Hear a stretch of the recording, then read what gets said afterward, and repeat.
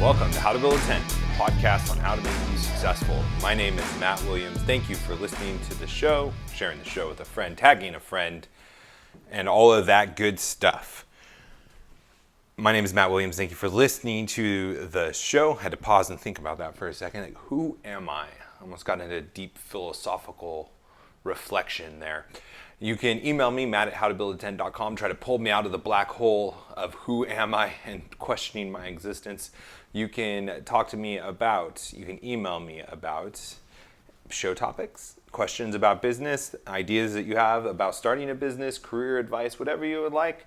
Even if you are looking for a connection to be made, if I know somebody in a field that I don't have expertise in, be more than happy to pass you along, make the connections, if both parties agree to it, obviously, because that really just helps people, become successful, is when you can make connections. Connections are an important part of business. You can also find me on the social media sites by the show links below. You can click on Facebook, Minds, Twitter, YouTube, all that good stuff. And you can subscribe, follow, like, share, tag, all of that stuff you can do on my profile. It's amazing. You can do all of the things you can do on all other profiles on our profile. So if you could do that, that'd be fantastic.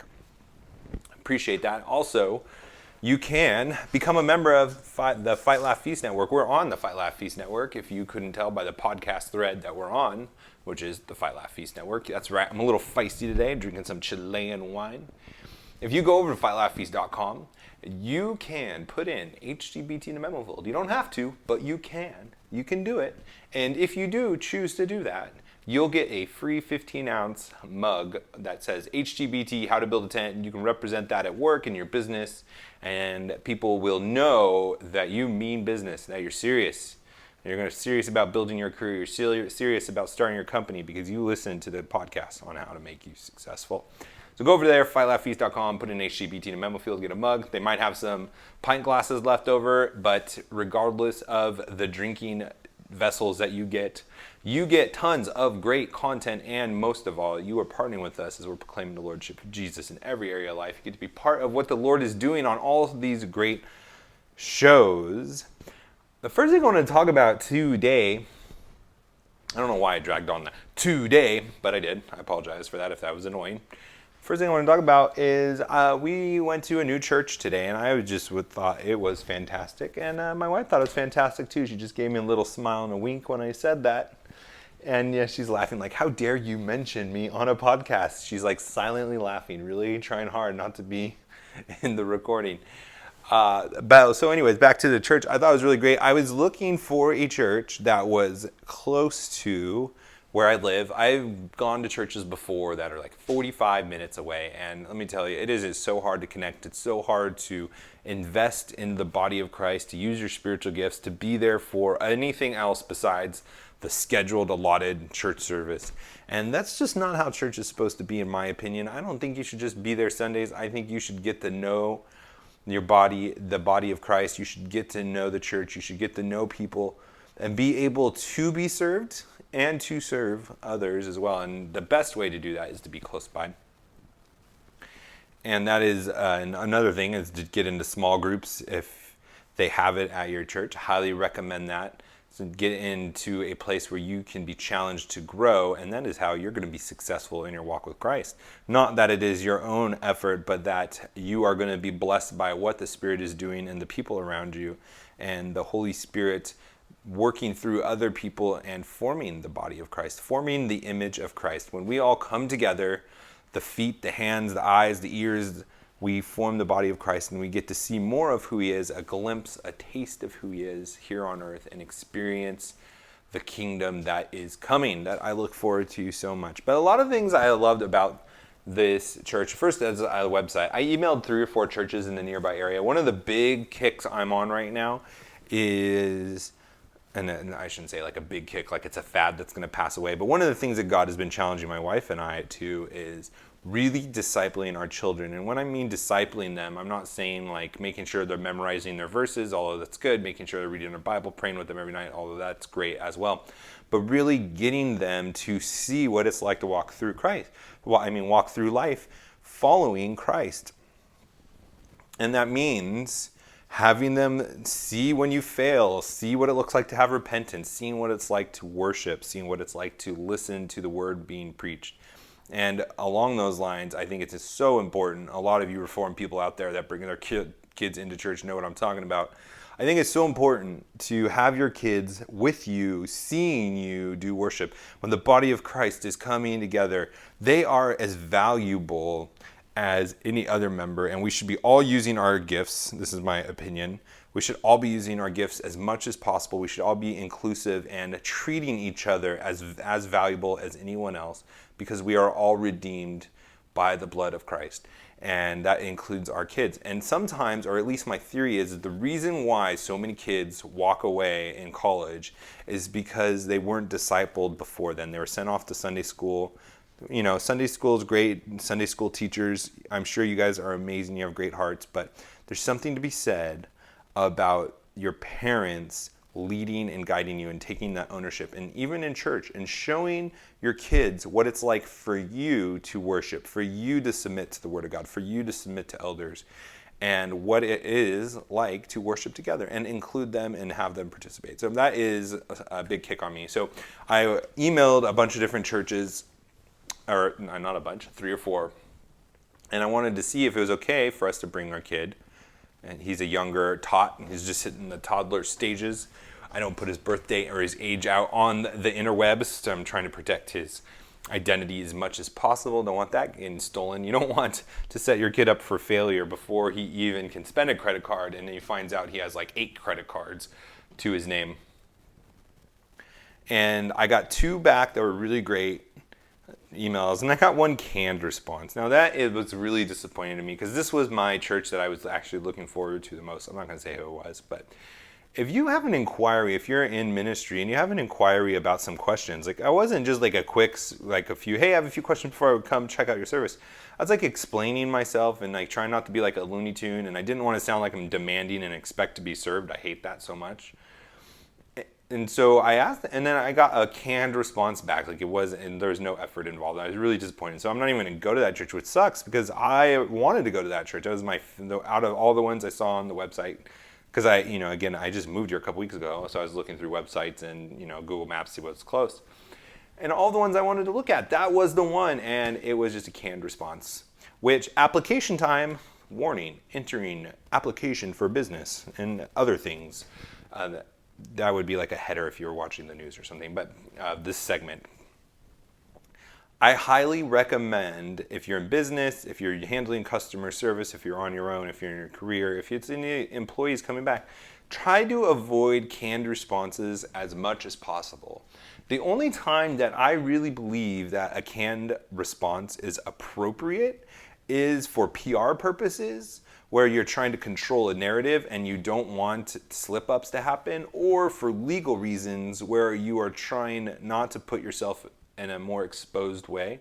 But other than those 2 examples where you're playing defense pretty much, you want to be as authentic as possible, and canned responses are not great responses. Now, specifically just in a ministry application of this, especially in ministry, right? Because if you're wanting to go to a church to be part of the body, you want to feel welcomed, you want to be accepted, a canned response is not going to be the way to do that.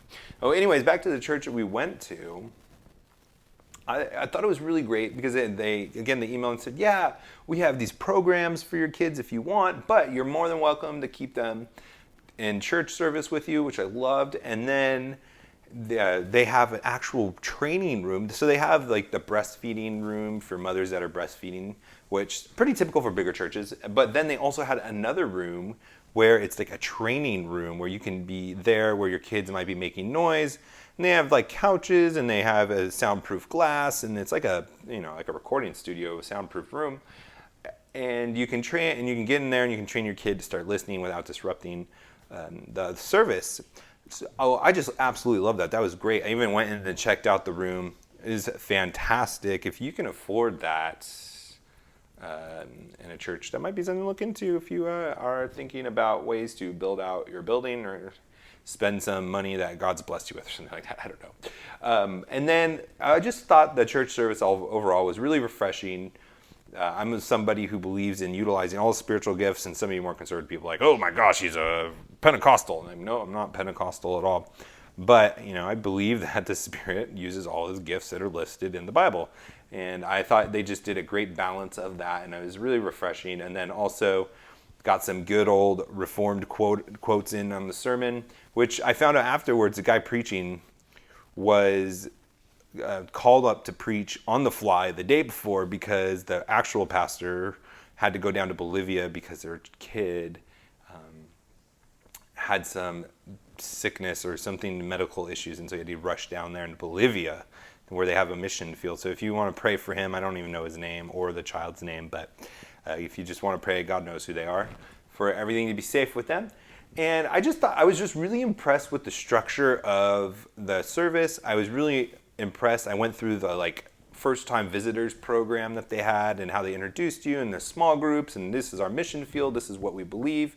The guy who spoke came in afterwards and talked to a handful of us that were in the new person room. It's like, do you guys have any questions? So many people came to meet us and welcome us. And one of the things that I absolutely love the most, which I missed out a lot in California, but not in Hawaii. Hawaii was pretty good about this too, is just mixed cultures, where we had, black people, white people. And I love that because to me, that's one of the signs of a healthy church. It really scares me when it's an all black church or an all white church. I want to see the body of Christ transcending those cultural barriers, if they are barriers, or cultural differences, and fellowshipping as one. And I was just really excited to see that. It was a really great time. Got a lot of just fantastic experiences from that church service. So I'm really stoked about it. And the other thing I wanted to talk about and just share with you, and I don't have an answer for this, but I'm sure you guys have been going through this if you move a lot like I have, or if you are looking for a new church or whatever. It's how do you find the balance of finding where God wants you and not church shopping? I hate church shopping. Church shopping is the worst on so many levels, but it all roots down to this one thing for me, that you are going to look for a church that satisfies you. And that is just so unbiblical. We should be going to church services not to be served, but to serve others. We should be going to church services not to be served, but to serve others. To serve others. And when you go church shopping, or you go looking for a church that has the music you like, well, you're missing worship altogether, right? Worship is to glorify God, to give him praise and thanks for who he is and what he's done in your life, to minister to him. Not to make you feel good, not to entertain yourself, not to give you emotional feelings. Not that emotional feelings are bad. I actually love when I'm singing to God and praising him and worshiping him, and I get emotional. Emotions are something God created in us, and there is a healthy way for them. And the sermons, the people that are looking for a sermon that's going to carry them, entertain them, give them something deep to think about. Well, there is a place for, compelling sermons and sermons that are convicting, but you're accountable for your walk with God. You're accountable to be in God's word. You're accountable in your private time to hear with God one-on-one. And so much is emphasis is put on the pastor that's unhealthy way. And that's why when pastors fail, when they sin, there is an undue amount of stumbling that happens in people that are going to the church because they have elevated the pastor to an idol where he is the intermediary between God and man. He is the high priest, not Jesus. And that's where people start falling away when pastors inevitably sin and have to step down, have to take a sabbatical, whatever the agreed upon approach is. And then the last thing I wanted to say about this church that I thought was absolutely fantastic, that I don't hear about a lot either, is they were talking about how they partner with Presbyterian churches, Methodist churches, and other Baptist churches. I think they're non-denominational. They're not even a Baptist. Oh, well, okay. I know a lot of you are like, oh yeah, they're Baptist. You're either Presbyterian or a Baptist. Anyways, and two kingdom and all that stuff. But the point of that is that they work together with all these different churches. And one of the things they said is yeah, we have some differences, but we agree on the foundations, the core principles of the Christian faith, and we work together and we do activities together. And I'm like, man, what a great ministry. And he was saying yeah, and if you don't think this is your church, the church for you, then we have we can introduce you to some of the other churches in the area. And I love that because it's okay to have differences. Like we can have different worship styles. We can have, baptize your babies, don't baptize your babies. And we can still come together and serve people, and we can evangelize and preach and accomplish things together as a church body. I absolutely love that. The church body isn't formed in every individual congregation, but it's the whole church together, and that was just something that was so encouraging for me. And I hope that if for some of you who have some authority in churches, maybe you look into partnering with some other churches and getting together, even if it's just to minister to each other. Like, how awesome would that be as a testimony to the world that, yeah, we have differences, yeah, we're different denominations, but we still love each other and we still hang out like family. Absolutely fantastic. Now, okay, let's get into non-church religious stuff. We're like almost 2/3 of the way through this show, and I've just been going on church. But you know what? That's the most important thing. If you don't have a solid church, if you don't have a solid relationship with God, most of all, then all the success doesn't matter in the world. There's a few things I wanted to talk about, and the first thing I wanted to talk about was an article that was shared by our very own campus preacher, Keith. And he was saying, like, if you are complaining about the rising healthcare in the last 5 to 10 years, then don't blame the free markets. And that is absolutely right. But I want to add a little addendum to that as well, or an asterisk, and including or adding to what he was saying. If you are upset about the prices you make in health, or the prices you pay for healthcare, the services you are provided with, the experiences that you have, the doctors that you have, if you are upset about those and you don't know the price that you are paying for those services, then you can't blame the free market. And I add that because it just goes to show and proves that you are not dealing with a free market whatsoever. And I know that is the scapegoat, that is what the punching bag is for the socialists and all the left. But a free market is the freedom to buy a product or service at a price sold by the choosing of the person who's providing the product or the service. If you don't know the price you're paying for the product or service, there's a middleman, there's somebody else that's involved. You don't know how much you're paying for that x-ray, for that surgery, for that consultation, that doctor's visit. That doctor's visit is not the price, is not the copay.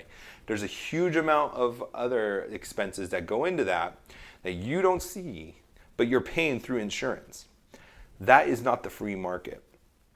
If you are upset about health insurance, the cost, the quality, whatever, you can't blame the free market. The free market is the solution.